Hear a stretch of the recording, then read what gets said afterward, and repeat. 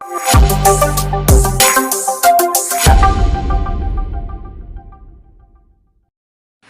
Mass മോട്ടോഴ്സിൽ നിന്നാണ്.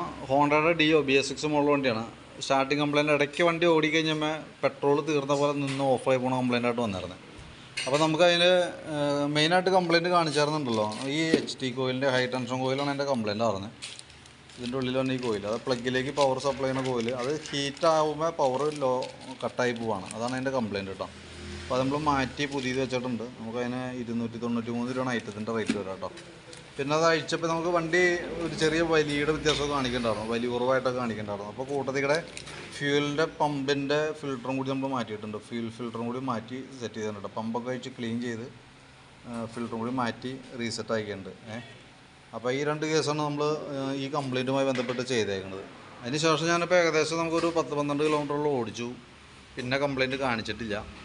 ആദ്യം നമ്മൾ ഓടിക്കുന്ന സമയത്ത് ഒരു 5-6 കിലോമീറ്റർ കഴിഞ്ഞപ്പോഴത്തേക്കും ചെറിയ തുമ്മൽ പോലെ വന്ന് അങ്ങനെ സ്റ്റാർട്ടിങ് കംപ്ലയിൻറ്റ് കാണിച്ച് പിന്നെ ലാസ്റ്റ് ഓഫായി പോകുന്ന ഒരു സിറ്റുവേഷനായിരുന്നു. പിന്നെ നമ്മൾ വർക്ക് കഴിഞ്ഞതിന് ശേഷം അങ്ങനെ ഒരു പ്രശ്നം കാണിച്ചിട്ടില്ല. നിലവിൽ നമുക്കതിൻ്റെ സെൻസർ പരമായിട്ടുള്ള കംപ്ലയിൻ്റ് ഒന്നും അല്ല. കാരണം എന്ന് വെച്ചാൽ നമുക്കതിനകത്ത് എഞ്ചിൻ ചെക്കോ വാണിംഗ് ലാമ്പ് കാര്യങ്ങളൊന്നും വരുന്നില്ല. ഫാൾട്ട് കോഡ് നമ്മൾ കഴിഞ്ഞ ദിവസം ഉണ്ടായിരുന്നു, അത് ക്ലിയർ ചെയ്തതാണ്. അത് രണ്ടാമത് നമ്മൾ നോക്കുമ്പോൾ വീണ്ടും ഫാൾട്ട് കോഡൊന്നും ജനറേറ്റ് ആയിട്ടില്ല. അപ്പോൾ നിലവിൽ കമ്പോണൻറ്റ് എന്തെങ്കിലും ഒരു പാർട്സിൻ്റെ പ്രോബ്ലം ആയിട്ടാണ് നമുക്കത് വരാം. അപ്പോൾ അതിനകത്ത് ഈ HT കോയിൽ മാറ്റി വെച്ചതിന് ശേഷം വേറെ പ്രശ്നങ്ങൾ കാണിച്ചിട്ടില്ല. ഫ്യൂൽ ഫിൽറ്റർ മാറ്റി എന്താണെന്ന് വെച്ചാൽ സ്വാഭാവികമായിട്ട് കിലോമീറ്റർ ഇത്ര അയക്കണമാണ്. ചെറിയൊരു ബ്ലോക്കൊക്കെ കാണിച്ചു തുടങ്ങിയിട്ടുണ്ട് ചെറുതായിട്ട്.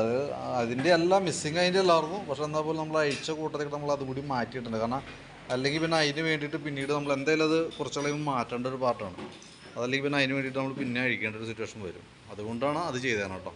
അപ്പോൾ ഞാൻ അതിൻ്റെ ഒരു എസ്റ്റിമേറ്റും ഡീറ്റെയിൽസൊക്കെ വാട്സാപ്പിലേക്ക് ഇട്ടേക്കാം. വർക്ക് കംപ്ലീറ്റ് ആവണുള്ളൂ. ഒന്നുകൂടി ടെസ്റ്റ് ഡ്രൈവ് ചെയ്തതിന് ശേഷം ബില്ലാക്കി കഴിയുമ്പോൾ കോൺടാക്ട് ചെയ്യാം കേട്ടോ. ഓക്കെ. നിലവിൽ ആ ഒരു കംപ്ലയിൻറ്റ് മാത്രമാണ് നമ്മളടുത്ത് പറഞ്ഞിട്ടുള്ളൂ. വേറെ വർക്കുകളൊന്നും പറഞ്ഞിട്ടില്ല. ജനറൽ സർവീസ് സംബന്ധമായിട്ടുള്ള കാര്യങ്ങളോ അങ്ങനെയൊന്നും പറഞ്ഞിട്ടില്ല. പറഞ്ഞാണെങ്കിൽ ഈ ഒരു കേസ് മാത്രമാണ് നമ്മൾ നോക്കിയിട്ടുള്ളൂ കേട്ടോ.